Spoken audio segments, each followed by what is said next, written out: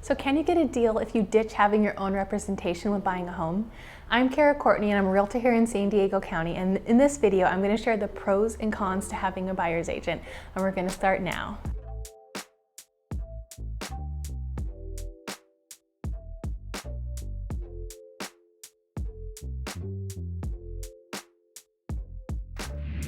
First off, let's define what a buyer's agent is in the real estate transaction.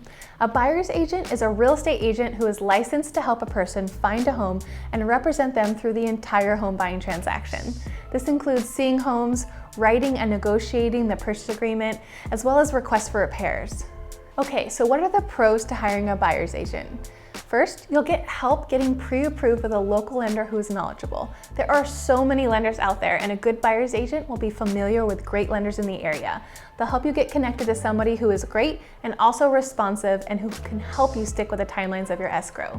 You'll also get access to property information from the best source around, the MLS. Sites like Zillow and Trulia can be delayed or outdated and inaccurate, and in the hot market, like the one we're in now, having the most accurate information can make all the difference. You'll also get help with showing, so you can easily access homes. That way you don't have to call 10 agents and coordinate 10 different appointments, or only see houses through open houses if there are one. You'll also get help understanding the market, and a great buyer's agent will provide you with a detailed recap of what the market has been doing by providing you the comparable sales and insight into the current happenings. This can help you ensure that you know what you need to do in order to get the home of your dreams. You'll also get help with understanding, presenting, and negotiating your purchase offer. And an amazing buyer's agent will help you stand out if there's multiple offers. So for example, at the point when I'm filming this video, each offer we've written this year for our buyers has had more than one offer. And I'm so happy to share that we've won the house for our clients 100% of the time. You'll also get help with understanding the seller's disclosures, and be sure that you're not missing out on valuable information. And this is a big one. Most buyers don't know what to look for, and oftentimes the sellers or their agents can miss questions or provide inconsistent information on accident. A great buyer's agent will review the disclosures with you and help ask the right questions to make sure that you're getting the full picture. You'll also get help finding inspectors and negotiating repairs. In California, homes are sold as is, but a good buyer's agent will help you navigate that to get the most out of the opportunity. Okay, so now let's chat about the cons of hiring a buyer's agent. Okay, I have to admit, I don't actually believe that there are any cons with hiring a buyer's agent, but I'll speak to the opinions that I've heard before. The alternative to hiring a real estate agent to represent you as a buyer would be to work directly with the listing agent.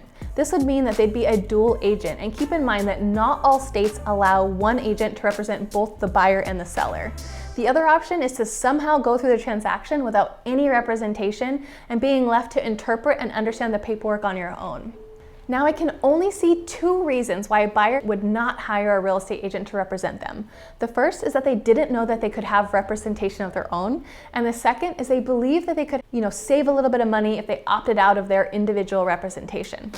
There's a pretty common misconception that since buyers hire their real estate agent, that they're the ones who pay them. And well, the good news is that buyers do not pay their real estate agents commissions.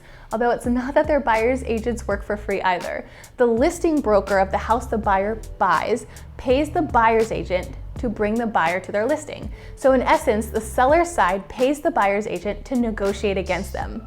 So now that I've explained that, sometimes I've heard the theory that if a buyer doesn't use a buyer's agent, that they believe that they'll be able to save on the commission that was going to be allocated by the seller for the buyer's agent. I've done some research on this among agents across the US, and I've found that this is mostly a myth. Based on what I've heard from other agents, most agents who represent both the buyer and the seller do not credit the full agent commission back to the buyer. In most cases, the listing agent that represents both sides keeps all of the commission for themselves. Okay, so the bottom line, a buyer's agent is going to be a buyer's best friend. Even though the buyer doesn't pay for the services of their real estate agent at the end of the day, it is absolutely well worth it.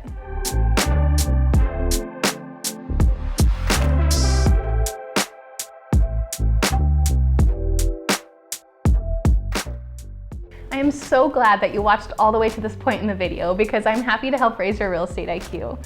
I hope that you've enjoyed this video, and I wanted to take a moment to invite you to check out the description below for helpful resources and to download a guide that can include things like tips and checklists to make planning for your move even easier. It's honestly never too early to get started. If you like this video, please be sure to hit subscribe and turn on the bell so that you can get notified when we share new real estate videos each Thursday. You'll also want to check out the thumbnails that are about to pop up on the screen for other videos that we've custom made for you on this channel. And as always, this info is for people everywhere, but if you're looking to make a move to the San Diego area, I'd be happy to be a resource. You'll find my contact info in the description below. So have a great day, and I hope that you love where you live. See you guys in the next video.